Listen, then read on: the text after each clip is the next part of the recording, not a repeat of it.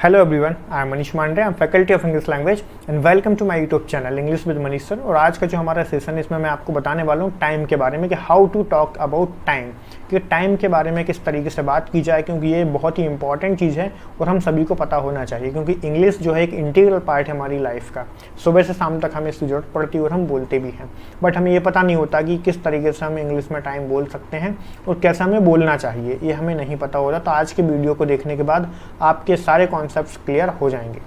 तो चलिए देखते हैं। सबसे पहले बेसिक चीज़ मैं आपको बता देता हूँ समय के बारे में। जैसे एक होता है एएम और एक होता है पीएम। तो बहुत सारे लोगों को ये भी नहीं पता होता कि एएम क्या है और पीएम क्या है। तो देखिए, एएम का मतलब होता है एंटी मेरिडियम और पीएम का मतलब होता है पोस्ट मेरिडियम। तो आप देख सकते हो अपने साइड में भी, स्क्रीन पर भी आप लोग सारी चीज़ों को देख सकते हो, एंटी मेरिडियम और पोस्ट मेरिडियम। तो ये तो हो गया उसका मतलब फुल फॉर्म। अब इसका एक्चुअल लिटरल मीनिंग क्या होता है? तो गाइस देखो, एंटी मेरिडियम का मतलब होता है कि मिड डे के पहले का जो समय होता है उसको बोलते हैं एंटी मेरिडियम, और पीएम का मतलब होता है पोस्ट मेरिडियम, मतलब जो मिड डे के बाद का समय होता है उसको बोलते हैं पोस्ट मेरिडियम। अब ये मिड डे क्या है और इसको भी मैं सारी बातें समझ में आ जाएंगी, आपको बता देता हूँ मैं। तो चलिए देखिए, अगर मॉर्निंग की बात करूँ मैं, तो सुबह 4 बजे से लेकर 12 बजे तक हम क्या बोलते हैं? मॉर्निंग बोलते हैं सबको, है ना। तो इस तरीके से होता है। जैसे मान लो कि, और उसके बाद में अगर मैं बात करूं कि 12 बजे की बात करूं, तो 12 से लेकर 2 के बीच का जो समय होता है उसको बोलते हैं मिड डे। अगर कोई पूछे व्हाट इज मिड डे, तो time between 12 to 2 PM, that is called mid day. अब बात करें आफ्टरनून, तो आफ्टरनून मतलब इसका नाम से क्लियर है कि जो दोपहर होता है उसके बाद का समय ये होता है। शाम तक आप इसे मतलब सनसेट तक आप इसे कंसीडर कर सकते हो। जो सनसेट है कभी 7 बजे, कभी 6 बजे, कभी 7 बजे, इस तरीके से होता है।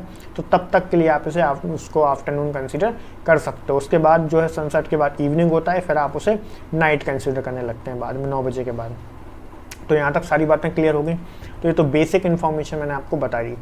अब हम बात करते हैं सीधे क्लॉक की बात। जैसे सपोज दैट, मान लीजिए कि यहाँ पे 10 बजकर, मतलब स्टार्टिंग से देखते हैं सारी चीज़ों को। मान लो 6 बज रहा मॉर्निंग का, तो कैसे बोलूँगा इसको? बोलने के 2 तरीके हैं मेरे पास। या तो मैं बोलूँगा it is 6 AM in the morning, ठीक है, या फिर मैं बोलूँगा it is 6 o'clock in the morning, या फिर अगर 7 बज रहा तो it is 7 AM in the morning, it is 7 o'clock in the morning. 8 बज रहा तो it is 8 o'clock in the morning, it is 8 AM in the morning. तो दोनों तरीके मेरे पास यहाँ पे हैं और दोनों तरीके सही हैं। 9 बज रहा, 10 बज रहा, 11 बज रहा, तो सेम कॉन्सेप्ट आप यहाँ पे अप्लाई करोगे। अब इसी तरीके से 12 बज रहा, 2 बज रहा, तो उसमें भी सेम कॉन्सेप्ट आप यहाँ पे अप्लाई करोगे कि इट इज़ 2 PM या फिर it is 2 o'clock in the afternoon. तो दोनों तरीके आपके पास करेक्ट हैं। दोनों में से जो आपको सुइटेबल लगे आप उसको बोल सकते हो, दोनों करेक्ट हैं। लेकिन अगर मान लो मिनट्स भी आ जाते हैं, फिर minutes also given, so how you will speak, किस तरीके से आप बताओगे, कोई आपसे पूछेगा तो। जैसे मान लो कि 10:05 हो रहा, तो उसको बोलने का सही तरीका क्या होगा? इसके भी 2 तरीके हैं आपके पास। आप इसे बोल सकते हो 10:05, क्या कह सकते हो गाइस? 10:05। या फिर दूसरा तरीका आपके पास ही होता है 5 past 10। तो 2 तरीके आपके पास बोलने के हैं इसको, 10:05 या फिर 5 past 10। 10:10 हो रहा है तो क्या बोलोगे? 10:10 या फिर 10 past 10। तो इस तरीके से बोलोगे।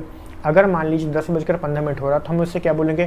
क्वार्टर। क्योंकि देखो गाइस, 1/4 60 मिनट होते हैं 1 घंटे में, तो 1/4 क्वार्टर कितना होगा? 15 मिनट होगा, ठीक है। तो उसको हम नाम देते हैं क्वार्टर। अगर मान लो 10:15 ज़्यादा हो रहा है तो आप उसे बोलोगे क्वार्टर पास्ट 10 या फिर 10:15। दोनों तरीके यहाँ पे करेक्ट हैं।